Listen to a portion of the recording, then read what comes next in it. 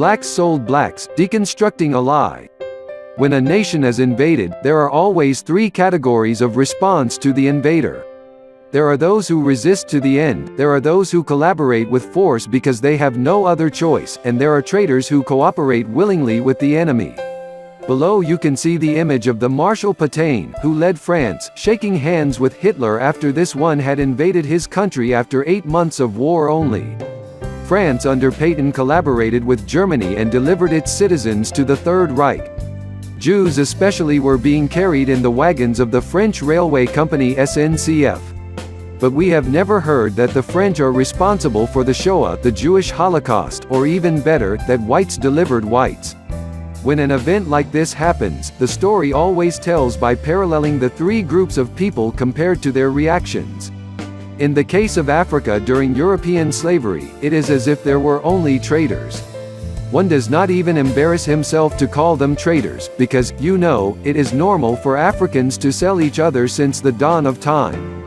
The Italian head of state Mussolini was the mentor of Hitler at the beginning of the latter. The Spanish head of state Franco was a passive ally of Hitler. Of all the major European nations, the only one who resisted until the end was Britain with Churchill, and this is partly due to its geographic situation. Isolated, it was difficult to take over Britain. The whole of Europe has collaborated with Hitler, but today especially they mention that Hitler is responsible for the Holocaust and 50 million deaths, which is normal. Europeans overwhelmingly captured other Europeans in order to sell them to the Arabs for centuries, with Venice as a transit. We never heard that whites sold whites to the Arabs. The Europeans had Native American scouts during the conquest of America, but we have never seen anywhere written that the Native Americans exterminated the Native Americans. During the war in Algeria, Algerians called Harkis fought in the French army against their own country. We never heard that Arabs and Berbers are responsible for the colonial genocide in Algeria. Throughout history, there has always been traitors, and we unfortunately did not escape the rule during the European slave trade. The difference in our case is that no one speaks of resistances.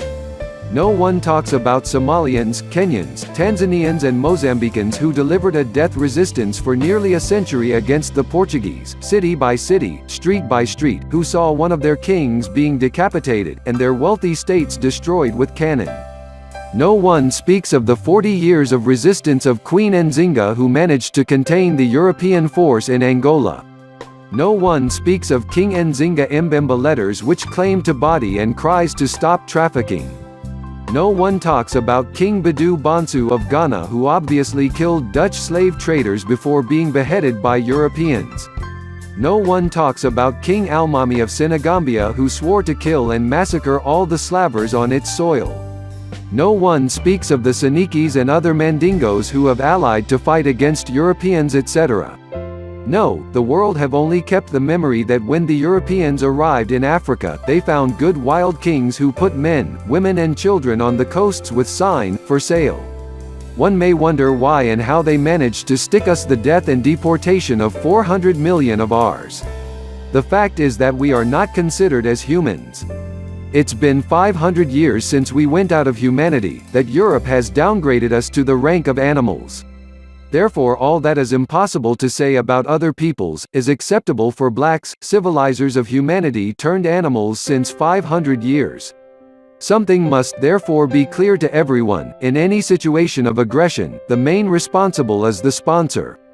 We have led resistance in abundance throughout the continent, and we should stop saying that we are responsible for the slave trade.